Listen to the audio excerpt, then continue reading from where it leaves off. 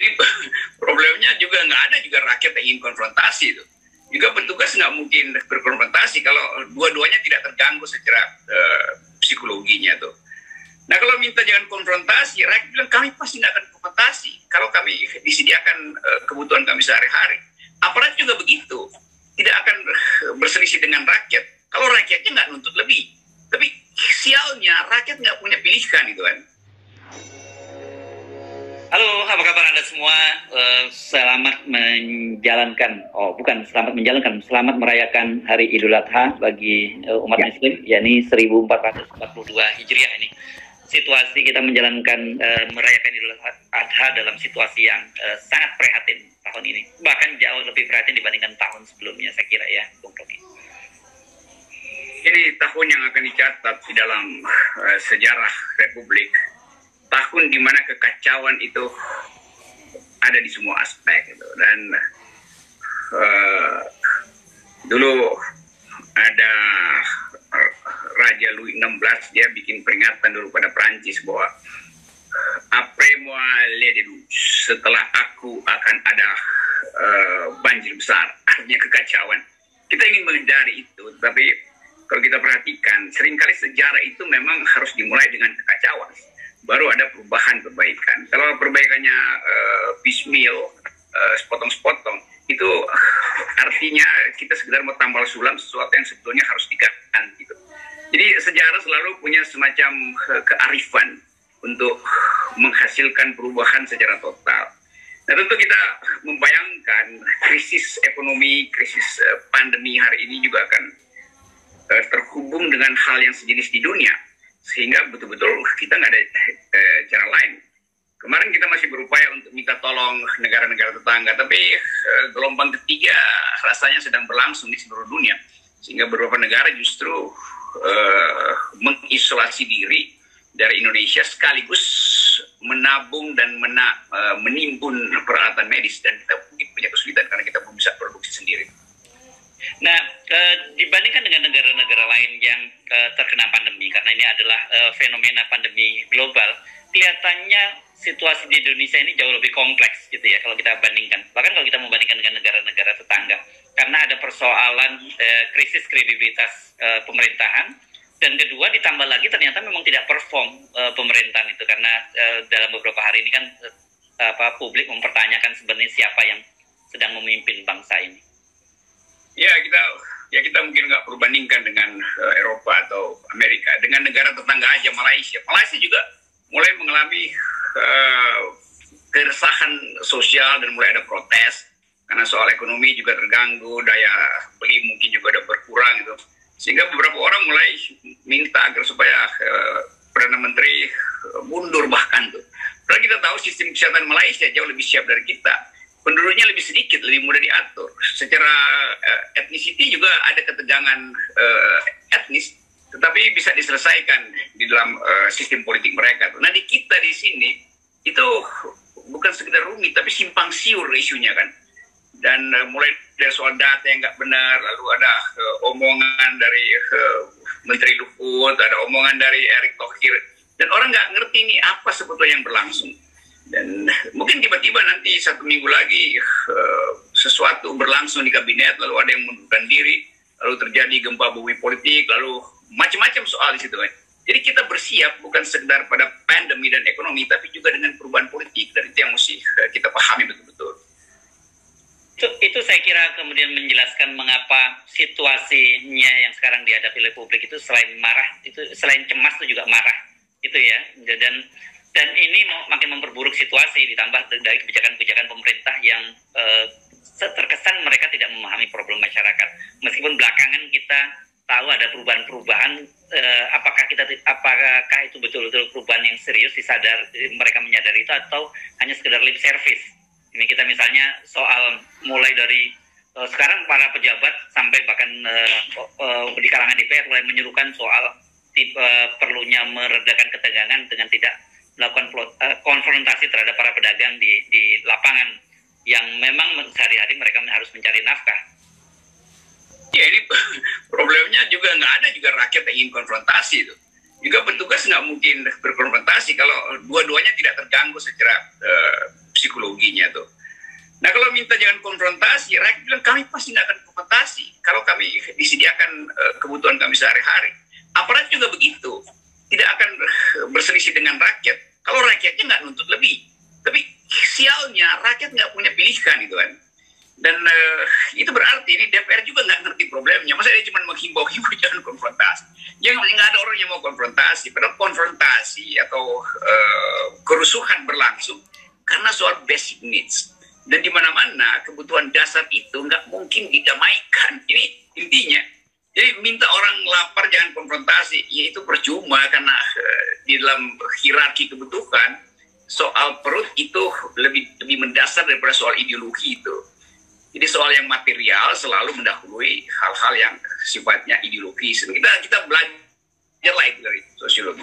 Jadi DPR ini juga dia udah nggak punya kemampuan untuk menilai pemerintah. Dia sekarang mulai menilai keadaan di bawah. Padahal rakyat anggap problemnya bukan di kita, problemnya ada di istana. Jadi DPR tolong ngomong ke istana bahwa lakukan kebijakan yang betul-betul radikal supaya nggak ada konfrontasi.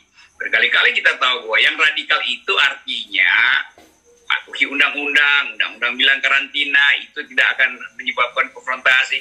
Kan orang nggak akan tumpah ke jalan kalau diasuh makanannya sehari-hari, ya dia di rumah aja. Jadi terlihat bahwa pemerintah nggak punya pilihan lagi. Dan kalau dia makin lama makin naik kasusnya, DPR juga akhirnya tahu bahwa ya cuma itu yang dia bisa ucapkan, itu menghimbau. Padahal dia seharusnya kasih tekanan pada pemerintah tuh. Tapi kita tahu DPR kan sama juga dengan pemerintah kan, wong dikuasai pemerintah semuanya. Ya. Nah, hari-hari ini kalau kita membaca data resmi yang dipublish oleh Satgas Covid, memang terlihat angka penurunan, terutama penularan. Tapi kematian itu yang meningkat.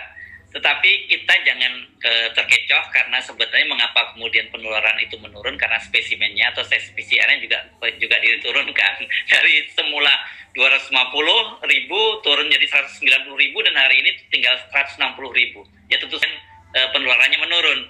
Tetapi kalau kita lihat apa sinyal yang disampaikan oleh Pak Luhut yang menyatakan bahwa sekarang Malaysia sampai Amerika pun sudah mulai antri oksigen, saya kira ini merupakan sinyal nyata terjadinya pemburukan terhadap situasi yang terjadi di Indonesia saat ini. Saya mengerti statement Pak Luhut karena dia yang sebetulnya tahu sesuatu yang menggelisahkan dirinya tuh, dan dia mengerti bahwa memang nggak ada jalan keluar. Jadi kan terakhir kemarin dia udah angkat tangan, sebetulnya saya gagal, saya keliru sebetulnya kan itu intinya. Nah sekarang dia mulai, saya kira Pak Luhut konsisten. Begitu dia bilang gagal keliru, dia mulai terangkan mengapa akan gagal. Karena oksigen makin lama makin kurang di dunia, alat-alat kesehatan juga segala macam, virus, vaksin juga yang makin langka. Tapi Presiden tetap menganggap bahwa itu tersedia kok, cuman nggak dilakukan aja di bawah. Jadi Presiden betul-betul nggak well informed tentang keadaan. Nah sekarang orang percaya pada Pak Luhut akhirnya kan. Dulu orang nggak percaya pada Pak Luhut karena Pak Luhut seolah-olah menganggap bisa diatasi. Tapi begitu Pak Luhut bilang ya memang nggak bisa diatasi, ya, orang berbalik gitu. Jadi biarkan Pak Luhut yang memimpin kecemasan publik sebetulnya, bukan, atau katanya dulu Pak Luhut memimpin pesimisme, optimisme publik. Sekarang dia memimpin pesimisme publik, dan itu memang faktual. Jadi ada koordinator pesimisme sekarang.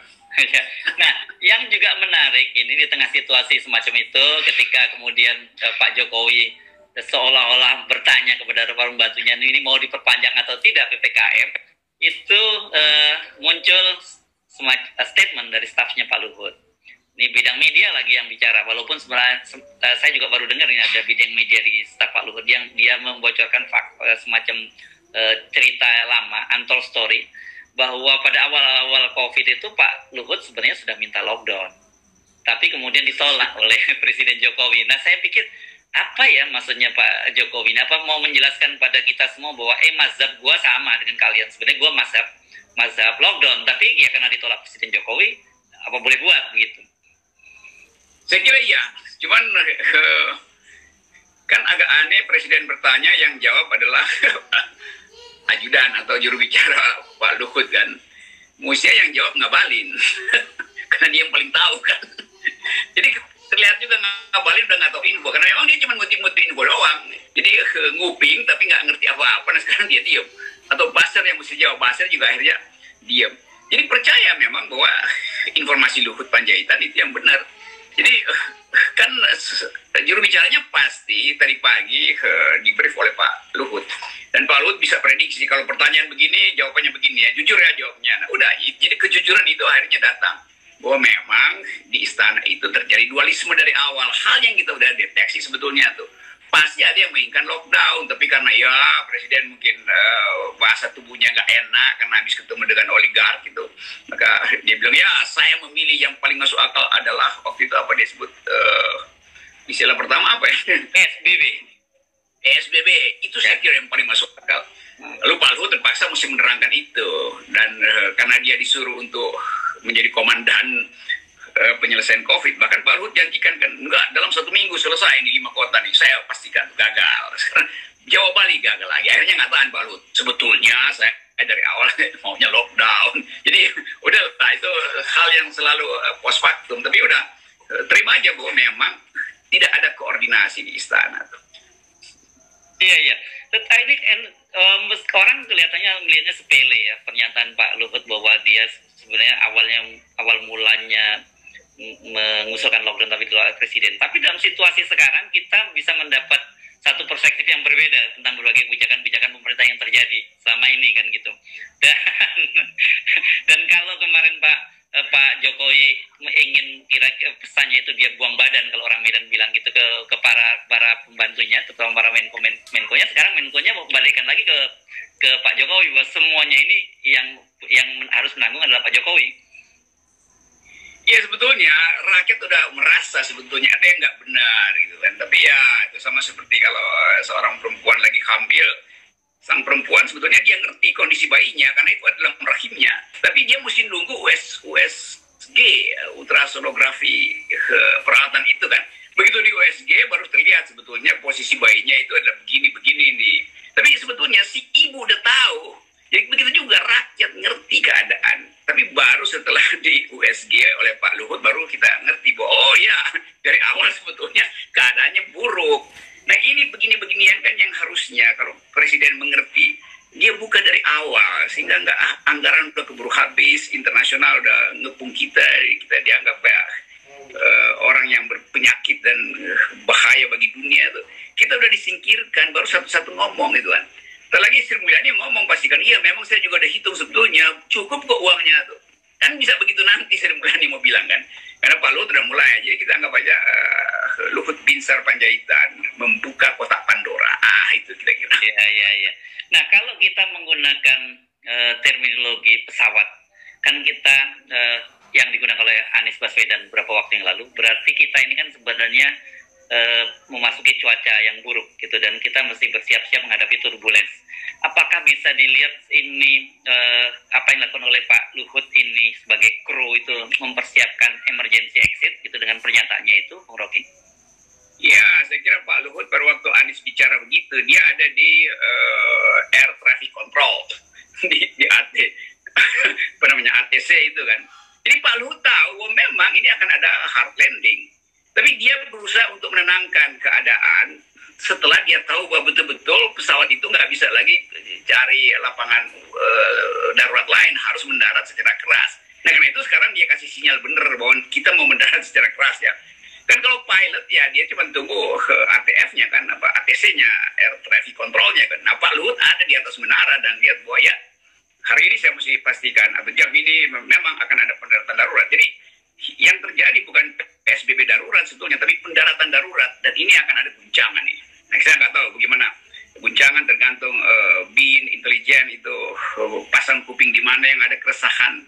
Apakah mak-mak bersiap-siap untuk bawa panci sebagai protes atau mahasiswa akan nambah mem segala macam itu kita biarkan dijawab nanti oleh waktu. Iya. Tapi indikasi-indikasinya memang jelas ya. Kita lihat justru di beberapa daerah yang belum diberlakukan secara resmi PPKM darurat, terutama di luar Jawa dan Bali, itu justru aksi-aksi massa jauh lebih lebih sporadis gitu. Ya sebetulnya ini presiden mesti ngerti bahwa begitu terjadi sporaditas itu artinya psikologi publik bukan lagi soal pandemi, tapi soal legitimasi kekuasaan. Kan itu intinya kan, buat terjadi penularan keresahan, dan itu berlangsung karena hukum sosiologi begitu. Jadi rakyat bukan sekedar lagi minta presiden lebih tegas, mereka minta supaya ada ketegasan baru dari pemimpin yang lain atau pemimpin baru gitu kan. Kan itu intinya sebetulnya. Jadi kalau presiden nggak bisa baca keadaan, maka ini kan akan tumbuh terus saja bergulir. Satu yang disebut contagious effect, itu efek menularnya ini. Kan bagian-bagian yang berkali-kali kita terangkan itu seolah-olah istana under control. Nah sekarang soal ini makin sulit untuk diselesaikan. Jadi siapin aja UGD politik gitu, karena keadaan darurat ini akan menghasilkan guncangan besar. Ya, sebenarnya kan kita sebagai rakyat, sebagai penumpang, kita berharap kalau ada situasi yang darurat, harusnya Pak Jokowi sebagai pilot itu berlaku seperti Anies mengingatkan warga Jakarta, bersiap-siap, kencangkan ikat pinggang, karena kita akan memasuki udara yang buruk dan kemungkinan terjadi turbulens. Kan begitu harusnya yang disampaikan. Ya itu, ya ini soal jam terbang pilot sebetulnya tuh, atau pilot salah bawa pesawat gitu kan. Mestinya bawa pesawat penumpang itu, tapi dia bawa kargo, jadi dia nggak ngerti bahwa yang di belakang itu adalah manusia, bukan kargo. Karena ini soalnya kan, jadi guncangan itu dia nggak peduli itu, dia terobos aja awan, cumulonimbus, padahal dia bisa memutar pakai sudut yang lain. Cuman dia tahu kalau dia memutar itu afturnya lebih banyak emang terbuang. Jadi dia mau menerobos dan akibatnya guncangan. Nah ini sebetulnya jadi keadaan yang memang dari awal predictable. Tapi ya karena ugal-ugalan ya udah. Ya mau apa, kita mau nolong apa, kita berdoa iya, tapi doa itu membuat batin kita tenang, tapi kehidupan sehari-hari nggak bisa tenang hanya dengan berdoa, karena ini soal negara. Doa itu adalah individual. Ya, saya kira hari ini momentum Idul Adha setidak-tidaknya memberikan ketenangan pada kita. Kan biasa itu manusia ketika dia menghadapi realitas kehidupan sehari-hari dan kepentok itu kan yang paling nyaman itu kan lari ke agama, itu bisa lebih menenangkan gitu ya. Ya memang itu fungsi agama adalah memperluas batin, yang membuat batin itu lega itu. Dan kita tentu berharap bahwa setelah batin kita lega, ada energi baru untuk membayangkan harapan perubahan lebih baik. Jadi segeralah setelah Hari Raya Kurban, kita siap-siap untuk kembali menghadapi turbulensi politik baru. Dan keadaan ini yang nanti akan menerangkan pada sejarah bahwa memang salah memilih pemimpin itu artinya menyebabkan tambal sulam kebijakan, dan itu akan membebani generasi ke depan. Nah sekali lagi kita mesti ingatkan bahwa yang dilakukan oleh kekuasaan sekarang itu menghilangkan potensi dari manusia Indonesia untuk tumbuh dalam satu dekade ke depan. Itu intinya sebetulnya. Itu saya ingin garis bawahi tadi, bahwa kesalahan memilih pemimpin itu dampaknya memang sangat panjang. Dulu kita memang diingatkan kan, kesalahan kita berapa menit di bilik pemilu itu dampaknya bisa panjang, bisa sampai 5 tahun. Itu kalau 1 periode. Kalau 2 periode itu bisa lebih lama lagi. Apalagi kalau 3 periode, itu lebih panjang lagi. Baik, saya kira peringatan itu udah lama dihapus sama buzzer. Oh gitu. Penting kita ingatkan kembali sekarang ya. Ya. Itulah sejarah selalu mengulang dirinya sendiri. Oke, terima kasih. Siap. Bye. Selamat